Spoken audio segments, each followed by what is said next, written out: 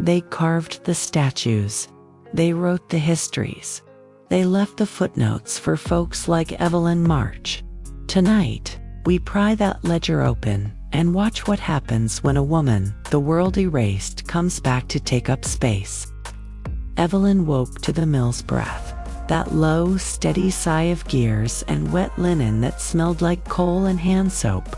The room was a thin slice of daylight caught between two buildings, laundry ropes a spiderweb above her head. She tied her hair back the way she always did, practical, quick, no mercy for prettiness. At 8 years old, she'd learned the math of survival stitch faster. Keep your head down. Don't give the foreman an excuse. But she'd liked to read. She read everything she could pinch. A torn pamphlet, a discarded notice, the edge of a sermon. Books for her were like small rebellions, quiet ones you could hide in your apron. By 16, Evelyn kept a notebook the size of her palm. It was not poetry, it was inventory. Names, routes, a shorthand of who owed a favor and who kept dogs that barked too loud. She'd sit in the back pew at church and scribble in the margin while people prayed out loud. There was a rhythm to it. Who would help in rain? Who wouldn't? Who'd take a coin and still turn you away? She learned the law books by watching the lawyers talk big and mean. If the law was a wall, she mapped the cracks. She slid a letter under Reverend Alden West's study door on a night that smelled like snow. The letter was short and fierce. Let me help. I know the alleys. I know the women. I'll do the work no one has patience for. He laughed at first. He was a man used to men who liked the sound of their own names. But then he read the notes in the margins and his laughter went thin. He called her in. She explained logistics like a clerk and prayed like a woman who had nothing left to lose. That was Evelyn. She didn't want a spotlight. She wanted the plan to hold. They met in basements and behind bakeries, in the kind of rooms where the air tasted like yeast and determination. Evelyn taught women to stitch false shelves, to hide a child in a pannier, to move a trunk without turning heads. She taught them legal phrases that sounded boring but opened doors, and how to read the face of a farmer to know if he'd bark or bite. The work was tedious and holy, mending shoes at midnight, forging passes with a hand that never shook. They called her useful, which in her mind was the highest compliment. On a moonless night she rode with a boy strapped to her back and a map in her pocket. A toll house sat along the road with a constable who liked cards more than justice. Evelyn counted his breaths, her own, the horse's hooves. She slipped past with the kind of calm that comes from repeated danger, not bravado, just muscle memory. They reached a safe house at dawn, a pantry with jars and a woman who had learned to keep the light burning. The boy would grow up and tell a different story. He'd say local abolitionists saved him. And it would be a clean sentence that left out the hands that did the pulling. Men liked heroic arcs. The men with good handwriting and polished chests liked headlines more than the long, awkward stitches of rescue. At a town committee, men would shake hands and present plans in bold ink. Evelyn would quietly scribble in the margins and keep the map in her apron. When the minutes were printed, committee read fine and neat, and the women names scrubbed were absent. It wasn't malicious most of the time. It was the old machine of convenience. But it left a scar deeper than any wound. The network was a web held together by favors and small lies. One too many drinks at the tavern, one loose lip, and a name slipped out like a coin from a pocket. Lanterns came. The police moved in with a methodical appetite. Evelyn's ledger, that small, battered book with roots and faces and prayer lines, fell into a puddle, and the ink ran like someone had taken a knife to memory. They hauled people away with the sort of efficiency that pretends righteousness. The paper splashed the next day with sanitized language. Unfortunate incident. Isolated errors. Evelyn's name did not appear. She learned something useful then. History liked tidy stories. After the raid, Evelyn didn't stop. She changed laundries like a disguise, worked nights binding pamphlets, and folded notes into hems. She kept living in plain sight, but never twice in the same bed. Her ledger went under a floorboard for a while, wrapped in oilcloth like a relic. She made herself small because that was what got people out of danger. There were bitter mornings and dull, triumphant ones when a family left town under the excuse of visiting kin. She celebrated quietly with stale bread and a smile from a ferryman's wife. Years softened the edges of everything except the ledger and her resolve. Hair went gray at the temples. The scar near her eyebrow softened into memory. She taught a handful of kids to read marginalia, that is, to look where the neat story ended and find the truth scribbled in the margins. She learned that courage could be taught like a trade. Instructions, practice, a little stubbornness. People who later called her Miss in polite tones never suspected the hunger under her collar. She kept a dry joke ready for anyone who took themselves too seriously. "Don't get poetic, get useful," she'd say. And the speechmaker would fidget. She slid the ledger into a trunk under the floor and hammered the board back into place. The trunk smelled of cedar and old cloth. The ledger slept there like a seed, waiting for rain. Evelyn sat at a kitchen window and watched the town, the parades that celebrated men who liked applause. The plaques with varnished names, the tidy histories that said nothing about the people who did the work. She thought of the next generation and wanted them to see other possibilities. If history wouldn't write her in, she'd leave a map anyway. Names, roots, promises. That was the truth she could hand forward. She was not interested in monuments. She wanted the ledger to find someone who would do something almost as brave. Tell the story right. 34 years after Evelyn hid the ledger, the house changed owners. A young schoolteacher named Miriam Hayes rented the upstairs room, a quiet woman with ink on her fingers and a habit of reading by the open window. One afternoon, while moving a trunk, her heel slipped. The floorboard groaned, then split. Dust rose like a memory shaking off sleep. Beneath the plank lay a bundle wrapped in oilcloth. Something about its weight felt wrong, too careful, too deliberate. Miriam didn't open it yet. Some things demand ceremony. That night she unwrapped it slowly. The cloth peeled back like skin from a wound, and there it was, a small ledger, edges cracked, ink feathered by time. Miriam opened it and froze. The first page wasn't a date or a prayer. It was a name written with a trembling insistence. Evelyn March. She didn't know the name, but the handwriting was fierce and feminine. Every line looked like it had been written in a hurry, between breaths, between dangers. The pages weren't filled with fiction or housekeeping notes. They held maps, faces, safe houses, codes. Miriam's heart thumped against her ribs like it wanted out. She traced the penciled arrows with the care of someone touching a ghost. Some routes led through mills long shut down. Some through ferries no longer running. Others through alleys she walked every day without understanding they had once been arteries of escape. "This is real," she whispered.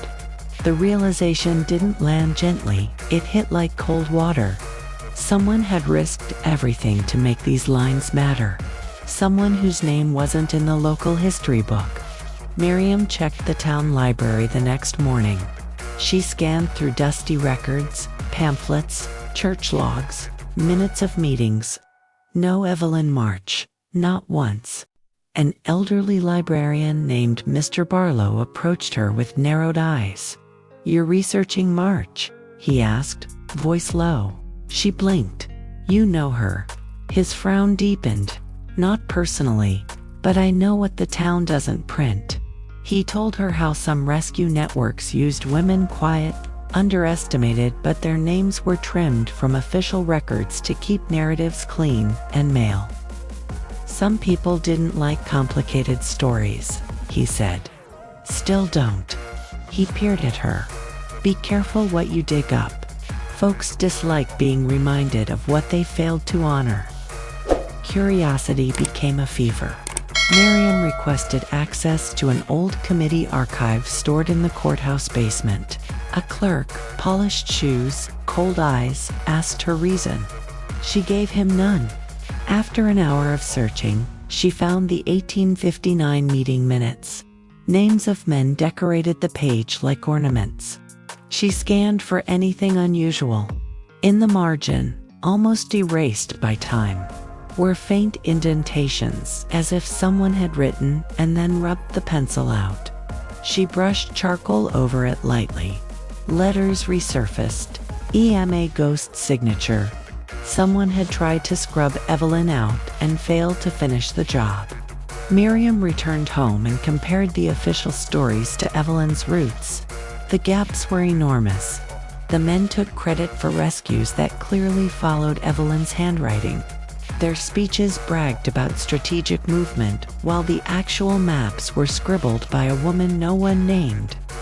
Evelyn had done the grunt work, the labor that wasn't poetic enough for newspapers. And somewhere in those faded lines, Miriam felt the throb of injustice. Why didn't anyone say her name? She muttered. The ledger didn't answer, but its silence pressed on her like a hand.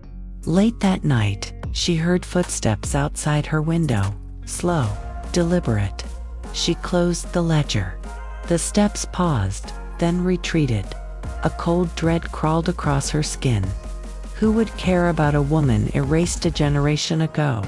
The next morning, she found muddy boot prints under the sill.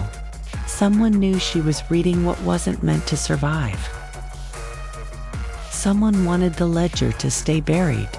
Miriam wasn't brave like Evelyn, but she wasn't stupid either. She wrapped the ledger and tucked it into her coat before leaving for school. During her lunch break, Miriam sat on the school steps. Kids ran past, laughing. And in their chaos, she felt something settle inside her. Not fear, but duty. They took her story. She murmured. Not again. She copied 2 pages of the ledger into her own notebook. The act wasn't dramatic, but it was rebellion. She didn't know who might be watching, or why, but she understood something essential. Stories erased once have a habit of being erased twice unless someone stubborn stands guard. As she walked home, a man in a long coat stepped out of a doorway. Older, formal, with the look of someone who lived in political minutes and moral shortcuts. Miss Hayes, he said, as if her name were an inconvenience. I hear you're researching certain local legends. She clutched her bag. Not legends, records. He smiled without warmth. Some records shouldn't be disturbed. The narratives we keep serve a purpose. His tone didn't threaten. It dismissed, which made it worse. She stepped back. History isn't yours to curate. His jaw flexed. Everything is curated. Miriam ran home, locked her door, and opened the ledger again. Evelyn's handwriting looked steadier than her own pulse. She traced a name, Rosa, and whispered, I won't let them take you again. In the slanting sun, the ledger glowed like it remembered the woman who'd held it. Miriam understood with a clarity that shook her. If she didn't finish what Evelyn started, the town would go on pretending. The plaques would stay clean. The lies would stay polished. She chose her side.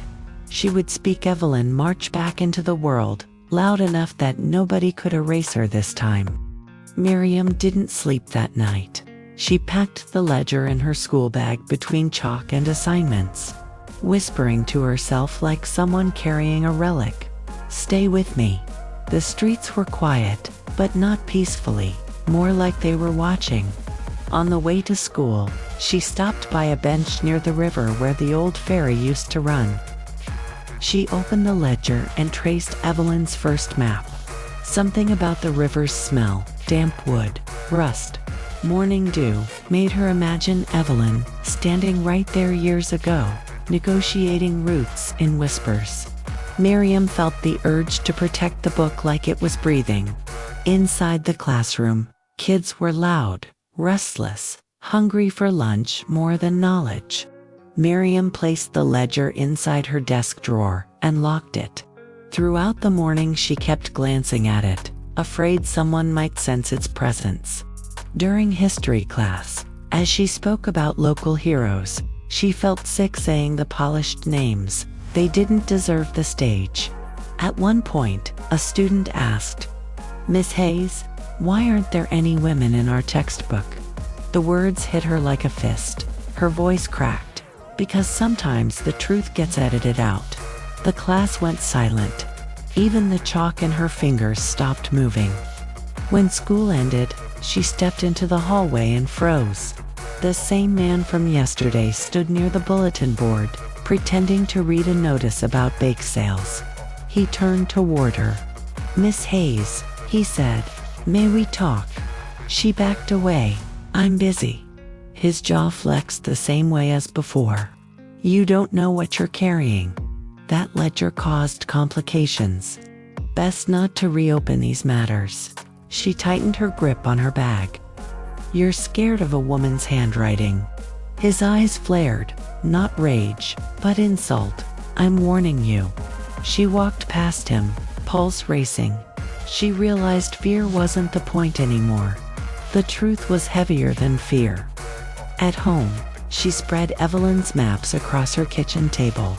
They formed a messy constellation of safe houses, ferries, mills, and alleyways. Miriam decided to visit one, a farmhouse marked with a crooked star. She took a bus to the outskirts of town. The farmhouse was boarded up, roof sagging, weeds rising like a forgotten oath. But through a cracked window, she saw carvings on the wall, initials and dates. She recognized one from Evelyn's ledger, RH 1858. Miriam pressed her hand to the wood. "You were here," she whispered, not sure if she meant Evelyn or the countless souls she guided. Behind the farmhouse, in the rotting remains of a pantry, she found a tiny wooden shelf with a false back. She tapped it. It opened with a sad little creak. Inside lay a scrap of fabric embroidered with a line of a hymn. "Light keeps burning. Hold on tight." Evelyn's handwriting matched the stitch pattern. Miriam held the cloth and felt the years elapse into seconds. She imagined Evelyn telling a frightened child the same words. It broke something inside her, a grief for someone she had never met, but somehow knew deeply. The past didn't feel old. It felt warm, alive, and unbearably present. As she walked back to the road, a black car pulled up. Two men stepped out, not thugs, but bureaucrats with polished shoes and stale breath. One said, "Miss Hayes, we need that ledger." She backed up, heartbeat slamming. "Why?" The man's face tightened. "Do you think the town wants to revisit unpleasantness?" She shook her head. "Unpleasant for who?" "The men on the plaques." He stepped closer. "You're making trouble." Her voice steadied, surprising even herself. So did Evelyn. Then she ran, grass whipping her legs, dust rising beneath her shoes, until she reached the bus stop. The bus driver stared at her wild breath and didn't ask questions. The next morning, Miriam walked straight into the town hall. She asked to speak at the public meeting. The clerk scoffed. 5 minutes. She stepped onto the small wooden platform with the ledger in her hands. People murmured. She opened it and read aloud a name, Rosa. The hall went still. She read another Samuel F., then another, Mary's boy, unnamed. The room shifted. An older woman stood up, tears in her eyes. "My grandmother told me this story," she whispered. She said a woman helped her. No one believed her. A ripple passed through the room. Recognition, guilt, awakening. Miriam lifted the ledger higher. "This town erased Evelyn March. I won't." At the edge of the room, the man who had warned her, the self-appointed guardian of tidy stories, rose with a scowl. "This is sensationalism," He barked. There is no proof these names are connected. But his voice wavered. Miriam snapped the ledger shut. The proof was never missing. You just didn't look. A murmur rose behind her. People weren't laughing or dismissing anymore. They were listening, watching him, and he knew it. His authority crumbled in the silence that followed, the kind of silence that exposes liars. Outside, a small crowd gathered around Miriam. Someone asked, "Who was she?" And Miriam answered the way a person answers when the truth finally tastes like justice. She was the woman who did the work. The woman who carried children on her back. The woman who mapped the exits while men posed for portraits. The woman your histories didn't think worth naming. A teenage girl whispered, "Say her name again." Miriam lifted her chin. "Evelyn March." The girl repeated it. Then another. Soon the name echoed between the brick walls, soft at first, then louder, a chant rising from forgotten dust. Evelyn's name finally had air. That evening, Miriam placed the ledger in the town library's archival room, not hidden, but under a glass case with a small brass plaque she wrote herself. Evelyn March, the invisible architect of courage. The librarian, Mr. Barlow, placed a hand on her shoulder. "Took long enough," he muttered. When Miriam stepped outside, the town felt different, not redeemed, but honest. And honesty is a beginning. She walked home beneath street lamps, humming with insects, feeling the weight of the day settle into her bones. Evelyn was no longer a ghost. She was a chapter reclaimed, a woman returned to the world she had shaped. And Miriam, with tired feet and ink-smudged fingers, realized something Evelyn had understood a lifetime ago. Legacy isn't about statues. It's about who's brave enough to tell the story, right? If you're ready for more real talk about getting video, smash that subscribe button and hit the bell.